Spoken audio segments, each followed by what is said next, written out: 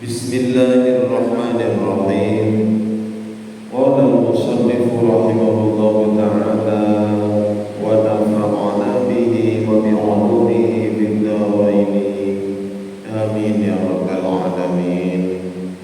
Allahumma iftah hikmataka wa anshur 'alaina rahmataka ya dzal jalali wal ikram. Bismillahirrahmanirrahim.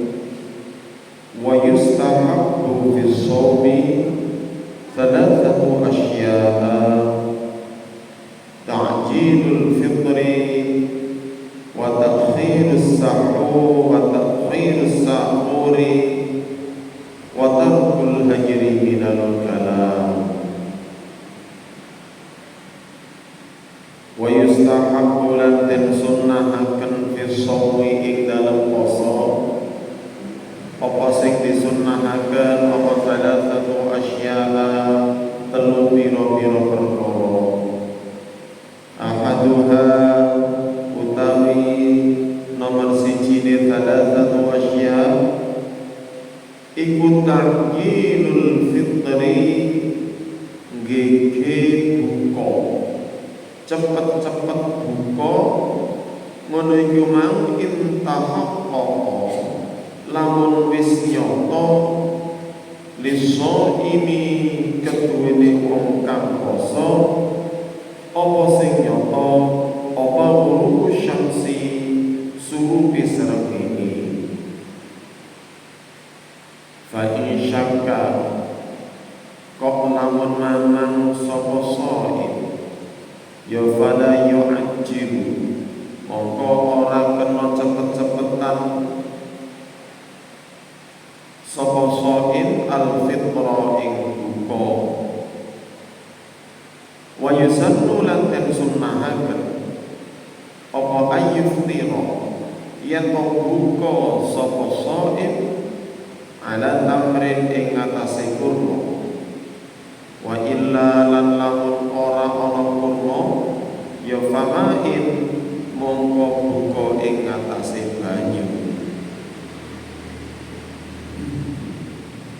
Kesunahan puasa itu di samping menyenangkan juga tentunya akan membuat puasa kita akan lebih berkualitas, akan lebih besar pahalanya. Kalau pembahasan yang pertama itu membahas tentang syarat wajibnya puasa, bahwa siapa yang wajib berpuasa. Kemudian pembahasan yang kedua adalah hal-hal yang harus dilakukan atau kewajiban-kewajiban bagi orang yang berpuasa. Itu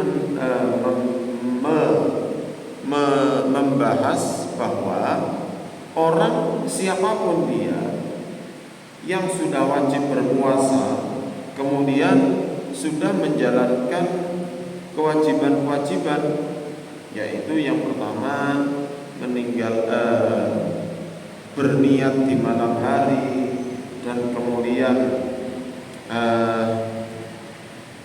berusaha menjaga diri dari segala yang membatalkan puasa, maka dia sudah disebut sebagai berpuasa.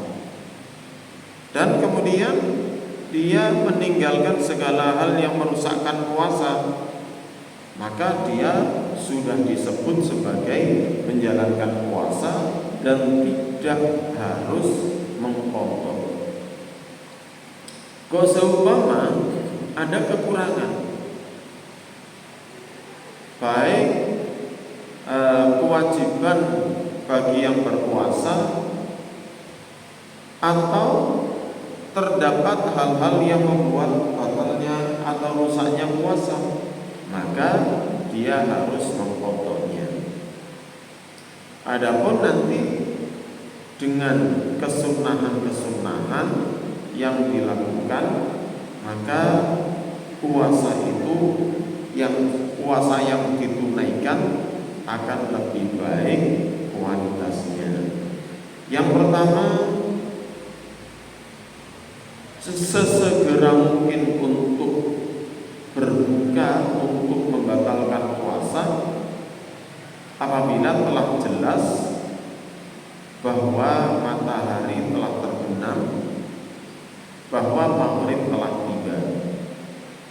ta'jilul fitri in tahaqqaqa ghurubus syamsi. Maka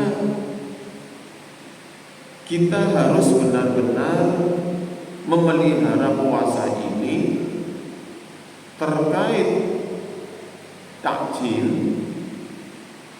terkait kesegeraan berbuka ini. Jangan sampai kepinginnya segera berbuka, mendapatkan kesunahan, tapi ternyata puasanya batal. Oleh karenanya, karena kita ini berada di kawasan pegunungan, di mana kita sulit untuk melihat atau mengamati matahari tenggelam secara langsung, maka kita harus berijtihad, berupaya keras agar kita meyakini bahwa matahari ini sudah terbenam, baru kita berbuka. Untuk akhir-akhir ini sudah sangat mudah. Di mana-mana ada jadwal imsakiyah, di mana-mana ada yang peduli memberikan penanda bahwa maghrib telah tiba. Tapi benar-benar kita harus mematuhi, jangan sampai kita sekehendaknya sendiri, kita tidak hati-hati, kemudian mencari yang cepat, mencari maghrib yang cepat, kemudian sebelum waktunya kita sudah berbuka.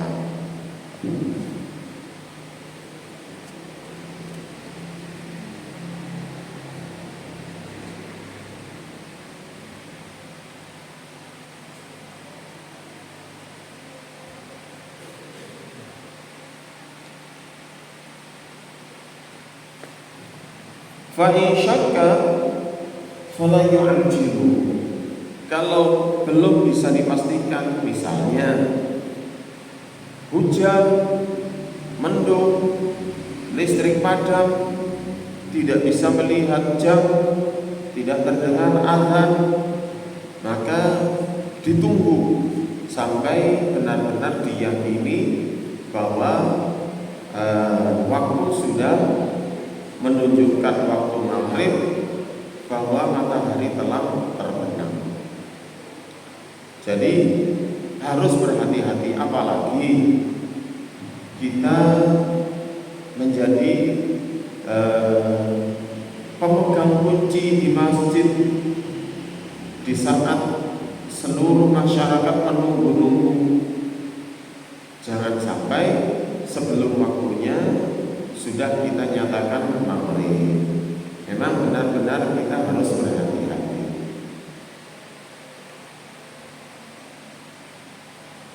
Wathani utawi kaping pindhone wa yusannu ayyufliru ala tamrin wa illa famain. Untuk versi orang sana,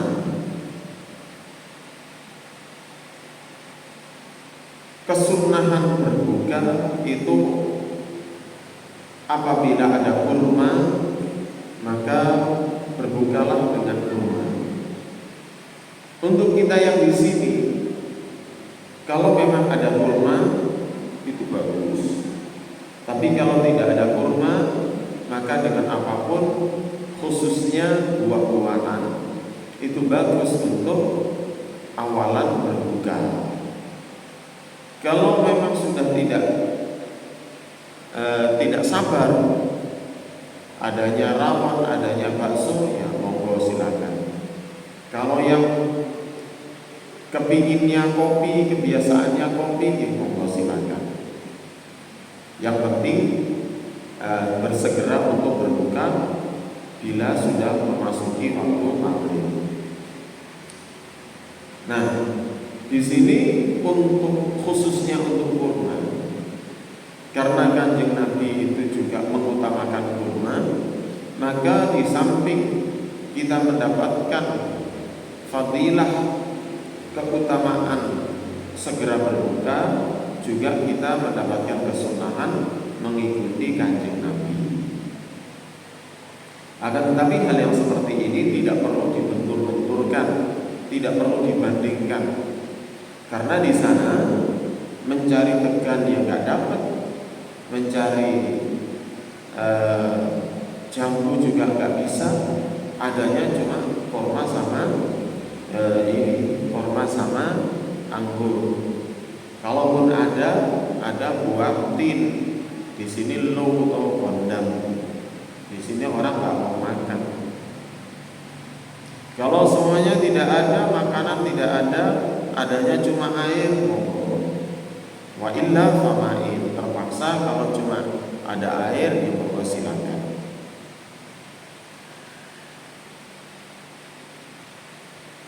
Yang disebut takjil di sini itu adalah bersegera untuk membatalkan puasa, bersegera untuk berbuka. Jadi takjil itu bukan nama makanan, bukan jenis makanan, tapi merupakan perbuatan segera untuk berbuka. Wathani utawi kaping pindhone iku takhirus sahuri, ngakhiraken sahur malam yaqo selagine durung tumiba fisyaki, malam yaqo selagine durung tumiba sapa shaim fi syakin ing dalam kemamangan, wala yahsululan ora wa yahsululan hasil apa as-sahur keutamaane sahur biqolil akli kelawan setihi mangan wasyurbi lan setihi ngombe. Mengakhirkan sahur itu tidak harus dengan mepet-mepet imsak. Sebenarnya sedekat mungkin dengan fajar itu tentunya lebih baik. Akan tetapi akan membahayakan apabila kita sembrono. Sebab apa? Sebab munculnya fajar shadiq itu sulit diobservasi, sulit diamati, sulit dilihat. Apalagi kalau kita tidak benar-benar mengamatinya. Oleh karenanya para ulama membuat penanda dengan tanda imsak. Ini harus kita patuhi, jangan sampai kita masih makan, kita masih melakukan hal-hal yang bisa membatalkan puasa, tetapi sebenarnya sudah memasuki waktu fajar. Kita tidak perlu risau dengan omongan-omongan kelompok lain, orang lain yang menyatakan bahwa fajar itu subuh. Ya memang benar, fajar adalah waktu subuh. Sholat subuh adalah setelah fajar. Tapi subuh yang mana? Gitu. Kalau kita sembrono dengan mengacu pada ungkapan tersebut, maka bisa jadi kita masih melakukan aktivitas yang membatalkan puasa, sebenarnya sudah fajar. Karena apa? Karena begini, untuk memasuki, untuk memberikan tanda bahwa sudah memasuki waktu sholat, itu bukan waktu yang menurut perhitungan tersebut, akan tetapi sudah diberikan waktu ihtiyat, waktu untuk berhati-hati. Misalnya begini, waktu subuh menurut hisab adalah jam 4.00 misalnya. Di sana di jadwal waktu sholat tidak dituliskan 40, pasti diberikan waktu ikhtiyar, bisa 2 menit, bisa 4 menit, bisa 6 menit, tergantung bagaimana kehati-hatian para muhasib. Sebab apa?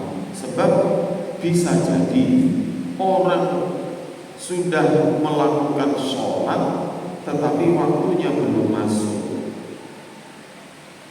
Sebab hisab sendiri adalah merupakan sebuah ijtihad. Jadi tidak boleh di dalam berijtihad itu kemudian sembrono, apalagi digunakan oleh banyak orang sebagai pedoman waktu sholat. Nah, ini juga menjadi perhatian bagi orang yang membiasakan sholat di akhir waktu. Jangan sampai kita sholat di akhir waktu, ternyata waktu sudah habis. Sebab seperti yang saya sebutkan tadi, untuk menentukan waktu sholat, misalnya waktu masuknya waktu asar, itu benar-benar waktu zuhur itu sudah habis dan sudah diberikan ikhtiyar. Oleh karenanya, untuk yang membiasakan diri sholat di akhir waktu, jangan mepet-mepet azan. Sebab dipastikan bahwa waktu zuhur misalnya itu benar-benar sudah habis, dan untuk waktu asar sudah didapatkan ikhtiyar. Terus enaknya bagaimana? Enaknya sholat zuhur ya di waktu setelah azan, sesegera sholat di awal waktu itu yang paling utama. Kalau yang meyakini di akhir waktu dipersilakan, tetapi jangan dekat-dekat dengan azan. Dekat-dekat dengan azan asar dan seterusnya. Begitu juga dengan waktu puasa. Sebelum maghrib jangan berbuka dulu, berbukalah setelah benar-benar maghrib, dan akhirilah kegiatan makan minum dan seterusnya sebelum benar-benar waktu subuh tiba. Makanya diberikan waktu imsak. Untuk makan sahur dan minum itu meskipun sedikit, maka pahalanya sudah sama saja dengan makan sahur, dengan sudah mendapatkan keutamaan makan sahur, sudah mendapatkan kesunahan.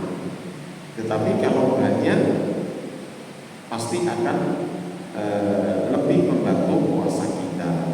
Wadzalithu tsumma qala wadzalithu tarkul hajri ayul fuhshi minal kalam. Al-Fatihah. A'udzu billahi minasy syaithanir rajim. Bismillahirrahmanirrahim. Alhamdulillahi rabbil alamin. Ar-Rahmanir Rahim. Maliki yaumiddin. Iyyaka na'budu wa iyyaka nasta'in. Ihdinas siratal mustaqim. Siratal ladzina an'amta 'alaihim ghairil maghdubi 'alaihim waladdallin. Rabbighfirli wa liwalidayya